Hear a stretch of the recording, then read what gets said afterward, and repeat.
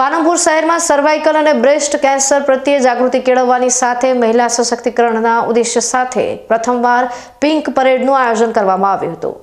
Palanpur GD Modi college ખાતેથી મહેમાનોના હસ્તે લીલી ઝંડી આપીને તેનું પ્રસ્થાન કરાયું હતું। આ પરેડ જીડી મોદી કોલેજથી શરૂ થઈને ગુરુ નાનક ચોક ફરીને જીડી મોદી કોલેજ ખાતે સમાપ્ત થઈ હતી। આ જાગૃતિલક્ષી કાર્યક્રમનું આયોજન રોટરી ક્લબ ઓફ પાલનપુરની વિવિધ સહયોગી સંસ્થાઓ દ્વારા કરાયું હતું, જેમાં 900થી વધુ મહિલાઓએ પિંક ટી શર્ટ અને પિંક ટોપી પહેરીને વોકાથોનમાં ભાગ લીધો હતો। આ પિંક પરેડમાં વિવિધ સંસ્થાના સભ્યો પણ જોડાયા હતા।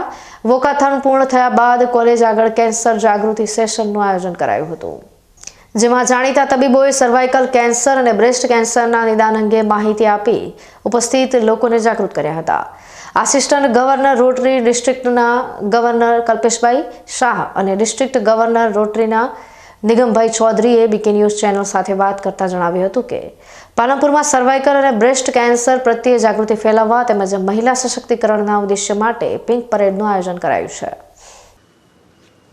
આજે 12 ઓક્ટોબરે પાલનપુર મુકામે અમે પાલનપુરની 3 rotary club of Palanpur, rotary club of Palanpur city, rotary club diamond city અને એની સાથે સહયોગી ક્લબો મહિલાઓ દ્વારા ચલાવતી inner wheel club of Palanpur, inner wheel club Palanpur city અને રોટરી ક્લબ ઓફ પાલનપુર દ્વારા સંયુક્ત રીતે મહિલાઓમાં ફેલાતા બ્રેસ્ટ કેન્સર અને સર્વાઇકલ કેન્સરની અવેરનેસ માટે અહીંયા આજે એક મુહિમ રાખી છે, pink parade 2025 women's walk for breast cancer and cervical cancer awareness, જેમાં આજે પાલનપુરની 900 મહિલાઓએ આજે પાર્ટિસિપેટ કર્યું છે।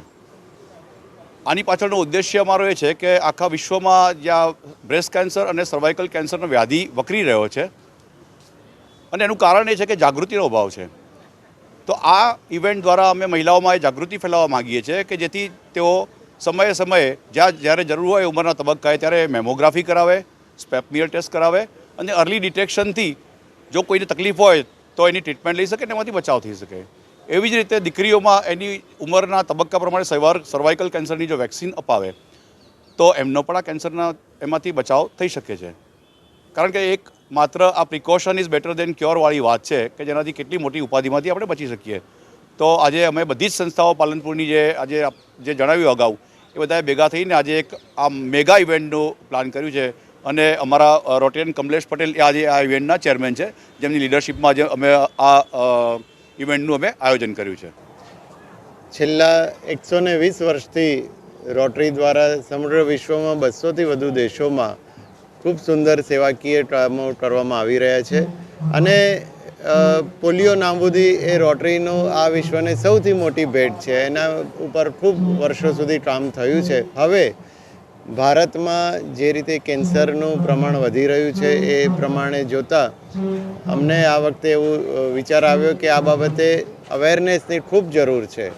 કેન્સરની જે વિવિધ સર્વાઇકલ કેન્સર, બ્રેસ્ટ કેન્સર જે ખૂબ જ વધુ પ્રમાણમાં વધી રહ્યા છે આપણા વિસ્તારમાં પણ, ગુજરાતમાં પણ ચિંતાજનક વધારો થઈ રહ્યો છે, ત્યારે એ બાબતે લોકોમાં જાગૃતિ આવે।